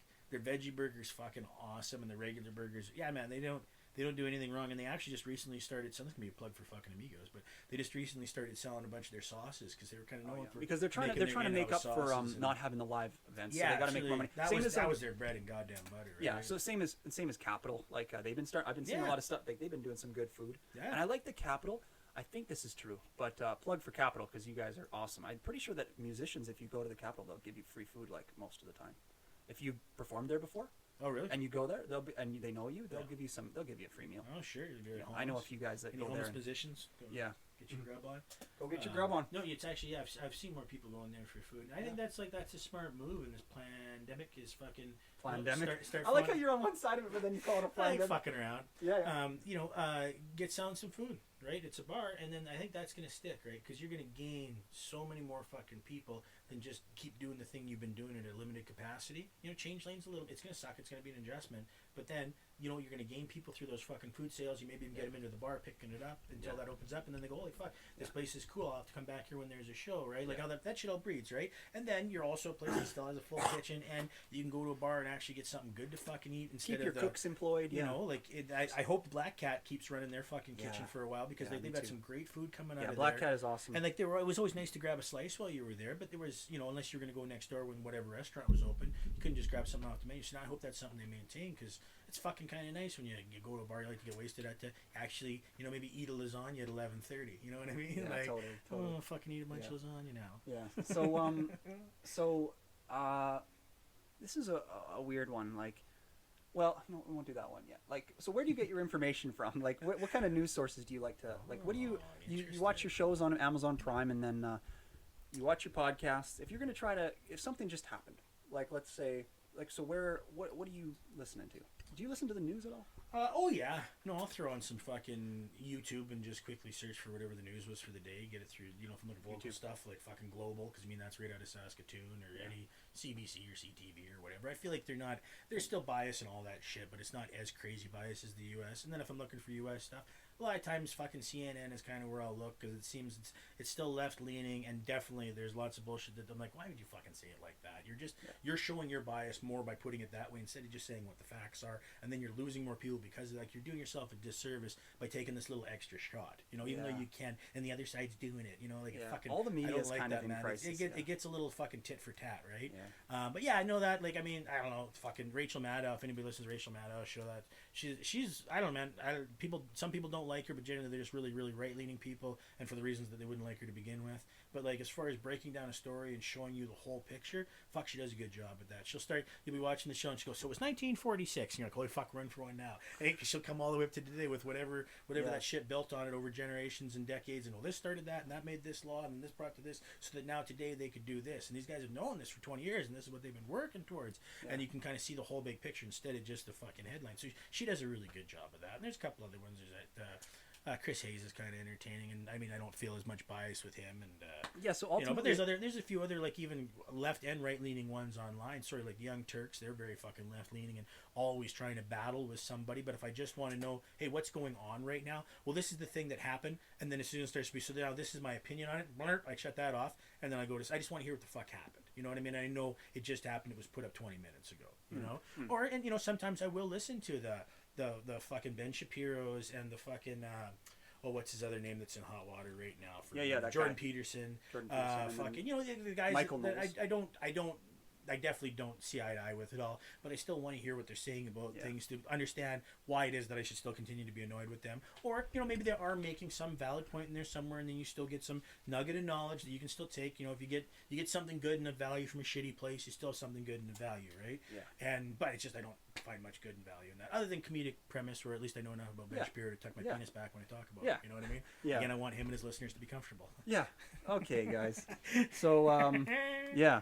So, I mean, I was going to maybe talk a little bit more about relationships, but I think that's enough for today, guys.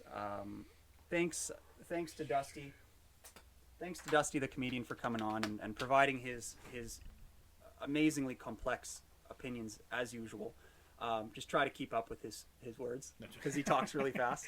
Don't listen to it all. And, so, all of you guys out there, keep listening to other people talking. Don't get depressed. Keep thinking positive.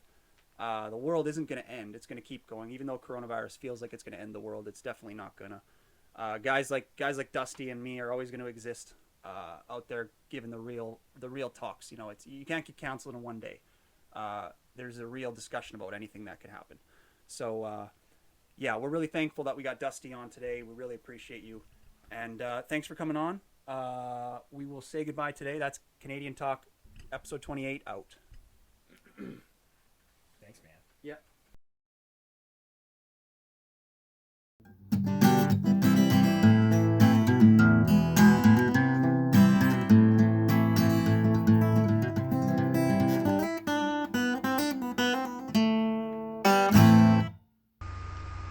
Thanks for listening, and any questions or concerns for the show, as well as voice recordings and voice messages that you'd like us to listen to, or advertisement inquiries, please forward those along to CanadianTalkWithStephan@gmail.com. Thanks. We also have a website, Stephanjackson.ca, where you can find a back catalog of all our episodes, and we're also on YouTube, where you can find the video versions.